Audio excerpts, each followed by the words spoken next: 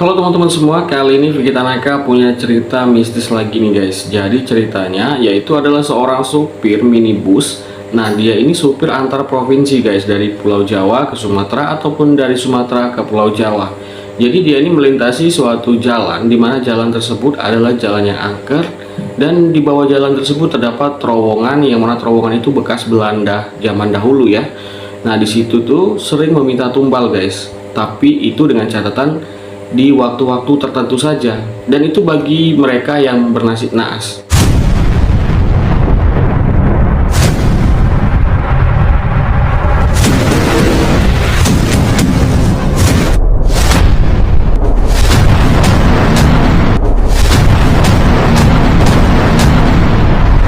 Assalamualaikum warahmatullahi wabarakatuh. Sugeng dalu panjenengan sedoyo, gimana kabar kalian hari ini?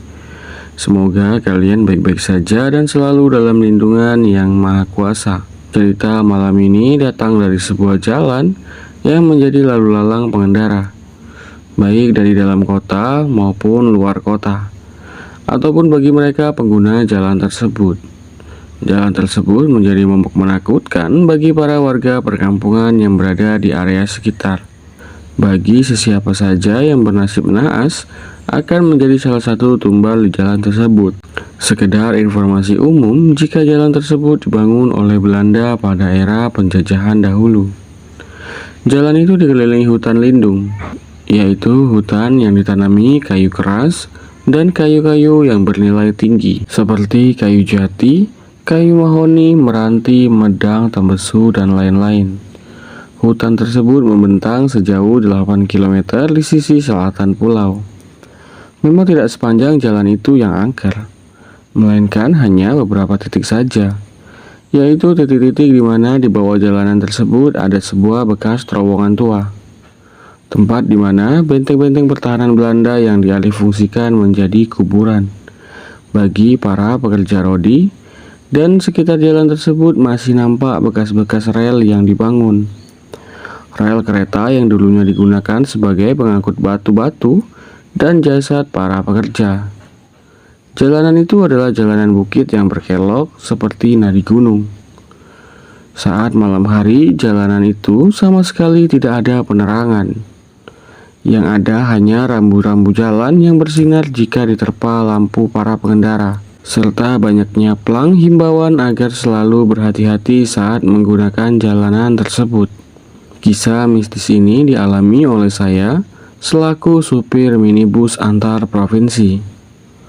Pelanggan saya tidaklah jauh-jauh dari orang-orang yang bepergian dari Jawa ke Sumatera ataupun sebaliknya, menyesuaikan di mana saya setelahnya. Walaupun saya bersuku Jawa, namun tumindak dan lelakon saya selalu unggah-ungguh saat melewati jalanan tersebut. Tapi entahlah, beberapa kali saya melewati jalanan tersebut, saya masih diberi keselamatan. Dan ketika untuk kesekian kalinya, saat itu saya bisa dijadikan target tumbal. Target tumbal dari makhluk-makhluk gaib yang berada di sana. Tumbal di sana adalah tumbal tak bertuan. Tak ada orang yang memangku ataupun memuja di sana. Entah apa itu keisengan makhluk-makhluk itu saja, atau karena memang ada saat-saat tertentu siapa saja bisa menjadi tumbal. Kala itu saya sedang dalam perjalanan dengan beberapa orang penumpang. Untuk data semuanya akan menjadi rahasia karena sebagaimana cerita ini tidak bisa juga untuk dicek kredibilitas dan keasliannya. Karena pengalaman mistis seseorang tidak akan pernah bisa diintervensi. Semuanya punya cerita dan pengalamannya sendiri. Kembali ke cerita, saat sedang berkendara saya pun melihat gerbang hutan itu. Gerbang itu sebagai simbolis yang berbentuk pura di masing-masing sisi jalan. Saya pun berdoa dan memohon keselamatan dan bisa melewati jalanan tersebut yang kurang lebih hanya 8 km. Dengan jalan yang berkelok-kelok, rasanya itu lebih dari 8 km. Sebelum berangkat, saya lupa untuk menambah BBM di kota sebelumnya. Karena saat itu pikiran saya, ini cukup, nanti sekalian isi di pom kota selanjutnya saja. Sekalian istirahat di rumah makan di sana. Ternyata semua hal yang sudah saya perkirakan semuanya meleset. Dari BBM yang kurang, lalu menjemput dan mendatangi pelanggan ke rumah-rumahnya, belum lagi beberapa kali harus mutar-mutar mencari oleh-oleh titipan dari orang-orang yang dulu pernah saya antar di kota tujuan. Saya pun meragukan dengan mobil yang saya bawa kala itu, dan sempat berperang dengan pikiran dan hati saya untuk terus lanjut atau memutar saja. Yang saya takutkan jika memutar, saya akan terlambat dan harus menunggu feri penyeberangan antar pulau itu. Apalagi jika feri itu sudah berangkat, maka saya harus menunggu beberapa hari sampai feri itu kembali lagi. Akhirnya saya pun bertanya kepada para penumpang. Mereka saat itu menginstruksikan untuk lanjut saja. Kalaupun habis kita bisa ngecer, ujarnya. Dalam hati, iya sih, ini kan cuma 8 km. Okelah, karena suara sudah bulat, akhirnya saya pun tancap gas. Ketika di tengah perjalanan, baru masuk hutan itu, saya merasa perasaan saya tidak enak. Dan sempat pandangan saya membuat ilusi-ilusi akan keberadaan orang di luar. Seperti tiba-tiba ada pejalan kaki, sosok orang yang berdiri di lereng bukit samping jalan, belum lagi ditambah dengan ilusi-ilusi akan seperti melihat beberapa kendaraan bermotor yang singgah parkir secara beramai-ramai, atau mereka yang sedang konvoi. Saya pun tak mengindahkan semua itu, karena kesadaran saya selalu memberikan stigma jika jalanan ini selalu membuat kita berfantasi dan berimajinasi untuk menciptakan ilusi-ilusi. Saat sudah lebih dari 5 km di perjalanan yang sunyi itu, benarlah apa yang saya takutkan. Bensin saya terasa sangatlah boros sekali. Setidaknya jika ia akan rest atau sisa sedikit sekali, itu minimal 6-7 km dari jalanan ini. Saya pun akhirnya membelankan mobil untuk membuat bahan bakar tidak cepat rest. Saat di perjalanan sama sekali tidak ada kendaraan lewat, seperti mobil-mobil besar Pertamina ataupun Fuso. Kalau untuk kendaraan pribadi dan bermotor, itu mustahil melewati jalur ini di malam hari. Saat itu sunyi sekali. Ketika mendekati belokan jalanan maut itu, bisa-bisanya saya melihat jalanan itu menjadi lurus.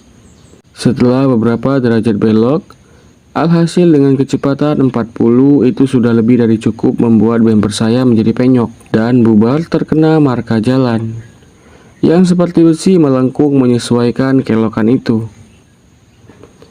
Saat terjadi benturan di situ, saya baru sadar. Guncangan itu pun membangunkan semua penumpang saya.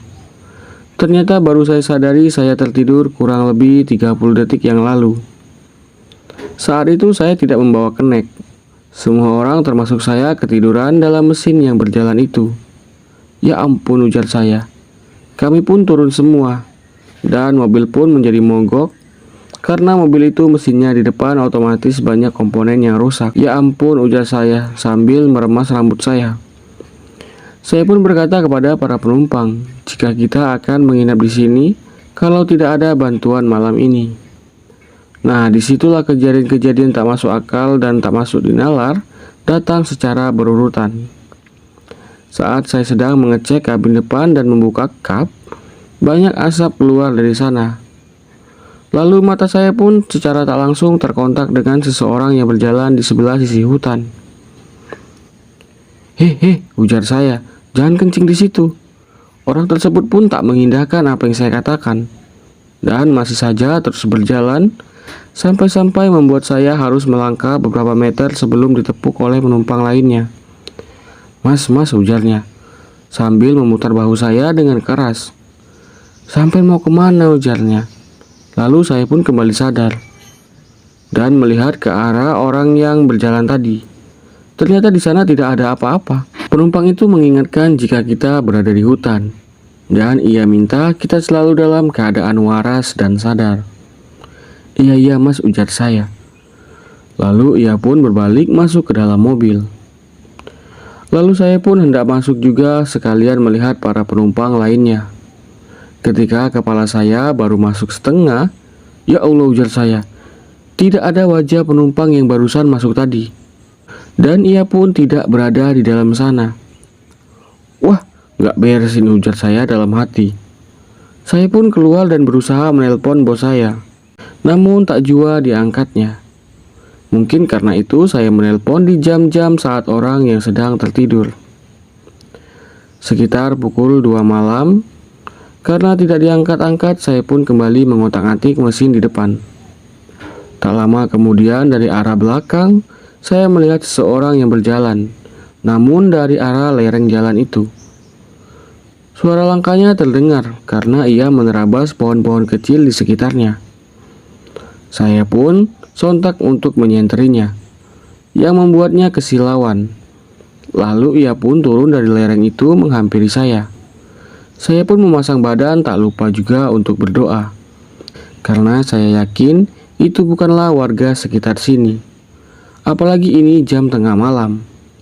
Ia menggunakan pakaian kemeja polos dan sedikit kotor serta basah, dan celana panjang, dan ia juga membawa karung goni. Rusak ya Pak, ujarnya. Iya, saya jawab. Bapak dari mana malam-malam begini bawa karung? Oh, ini saya mau cari rumput. Masa cari rumput malam hari, ujar saya. Hehehe, dia tertawa. Saat saya menoleh ke arah lain beberapa detik, tiba-tiba orang tersebut sudah raib dari sebelah saya. Saya pun bergegas memberesi semua kunci-kunci karena sudah 2 kali saya didatangi. Dan selanjutnya pasti ada lagi. Tak lama berselang saya memberesi kunci, saya pun masuk ke dalam mobil. Lalu tiba-tiba saya mendengar suara-suara tertawa dari atas pohon. Suara itu menggelegar di telinga saya dan para penumpang pun membuka kaca untuk melihat. Saya yang yakin itu bukan manusia pun meneriakkan, "Tutup Pak, tutup kacanya," ujar saya. Saya pun menarik urat kala itu. Ini mungkin terdengar aneh jika malam itu kami seperti mainan, seperti anak kecil. Dari yang awalnya masih dalam bentuk yang masih sedap dipandang, dan lama-kelamaan semua penampakan itu menjadi rupa-rupa yang tidaklah sedap dipandang. Mungkin itu cara makhluk tersebut memframingkan bagaimana kematian mereka. Sebagai tumbal, atau memang mereka adalah iblis yang menduduki tempat tersebut. Salah satu penumpang saya bernama Pak Sandoyo. Ketika itu beliau baru bangun tidur. Jadi sedari awal memang gak tahu apa yang sedang terjadi. Tiba-tiba ia membuka pintu dan berjalan ke belakang. Saya pun memanggil-manggilnya, namun ia malah terus berjalan ke arah hutan. Ia bilang ia sudah tidak tahan. Saya akhirnya dipaksa oleh naluri untuk mengejarnya. Saat saya bertemu dengan Pak Sandoyo ini, beliau ini tiba-tiba ada 2 di posisi yang berbeda. Dan ketika sama-sama menoleh, saya saat itu dalam posisi mematung karena keheranan. Saat Pak Sandoyo menoleh, ia mendapati dirinya ada 2. Pak Sandoyo pun mengambil langkah 1000. Saat jemari kembarannya memanjangkan jari-jarinya dan kuku-kukunya yang tajam, tinggallah saya sendirian mematung di sana. Kaki saya bukan terasa berat, melainkan sangatlah lemas. Lemas seperti tak bertulang. Dalam hati saya gedek benar dengan Pak Sandoyo. Dan nasib sial itu. Makhluk itu mendekati saya dan menotok saya sehingga saya jatuh terlungkup. Saya sadar-sadar sudah berada di tempat lain. Tapi masih di hutan itu. Saya mendengar suara riuh saat itu. Saya menyingkir mendekati pohon, lalu saya melihat kilas balik masa lalu, di mana masa sewaktu Belanda masih ada. Saya sempat melihat orang-orang mendapatkan perlakuan tidak manusiawi di sana. Saya yang melihat itu pun akhirnya mengerti jika makhluk-makhluk di sini adalah interpretasi dari orang-orang yang matinya tidak sempurna. Lalu saya melihat sesuatu yang sangat menyeramkan di sisi lain. Ada makhluk yang mempunyai rupa yang sangat menyeramkan, bertaring, dan gigi bawahnya lebih tinggi dari bibirnya. Dan taringnya menjuntai ke bawah, serta matanya besar seperti mata barong, dan ia merantai setiap jiwa yang ada di situ. Saya pun akhirnya dikagetkan dengan makhluk lain yang mengintip bersama saya. Ia sama seperti makhluk tadi, namun dengan lidah yang panjang Tak lupa ia menarik kaki saya dan menyeret saya kala itu. Itu bukanlah mimpi, apalagi dengan luka-luka lecet di tubuh saya. Saat ia merantai saya, rantai itu menembus tubuh saya dan jatuh. Jatuh berulang-ulang, ia melakukan itu. Sampai ia kesal dan akhirnya ia menendang saya. Ia pun mendekati saya dan melihat saya dengan wajahnya yang menyeramkan. Ia sama sekali tak berbicara apapun, lalu tiba-tiba ada sesuatu yang datang. Itu seperti halauan untuk makhluk tersebut. Sesuatu itu berupa cahaya putih. Makhluk itu pun akhirnya berhenti. Dan percakapan di sana, intinya saya belum meninggal. Tiba-tiba tubuh saya tersedot membuat saya pusing dan mual. Saat saya batuk-batuk dan seperti akan muntah, di situ saya dapati diri saya terkapar di lereng jurang. Kata saya menggeserkan badan. Bukan apa-apa, jika terpeleset saja kita pasti sudah pindah alam, ujar saya. Lalu saya berlari ke arah penumpang saya. Ternyata di sana sudah ada mobil Pertamina yang memasangkan seling di mobil minibus saya.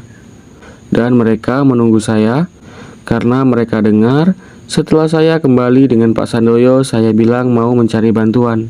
Saya pun berpikir keras untuk mengerti jika ada makhluk lain yang menyerupai saya, meminta untuk menunggu saya sebelum mobil itu diderek. Bayangkan saja jika makhluk yang menyerupai saya itu berkata kepada supir Pertamina itu untuk terus lanjut. Mungkin saya sudah ditinggal di situ. Setelah itu pun saya naik ke dalam mobil dan tetap diam dan tidak menceritakan apapun. Setelah keluar dari hutan tersebut, akhirnya saya pun diantar menuju bengkel. Dan setelah 8 jam dibenari, barulah saya bisa melanjutkan perjalanan. Itulah penggalan kisah saya waktu itu. Karena kalau diurutkan setiap timelinenya akan panjang sekali. Karena banyak hal yang saya lewati ketika berada di alam itu. Saya merasa jika saya di sana sudah hampir beberapa hari. Dan lagi saat saya mengejar Pak Sandoyo, saya sempat kebingungan dengan Pak Sandoyo yang ada dua itu. Saya terpaku sekitar 10 menit dan membiarkan makhluk itu merujam saya dengan membangkitkan perasaan takut saya. Dan sekembalinya saya, lalu untuk selanjutnya saya hanya berani lewat sana itu di saat siang hari saja. Dan sampai saat ini, jalanan tersebut selalu memakan setidaknya 1 atau 2 korban dalam 1 tahun. Tapi itu hanya bagi mereka yang bernasib naas saja. Teruntuk kalian yang menggunakan jalanan manapun, agar selalu berdoa sebelum melakukan perjalanan, agar terhindar dari hal-hal yang tidak diinginkan.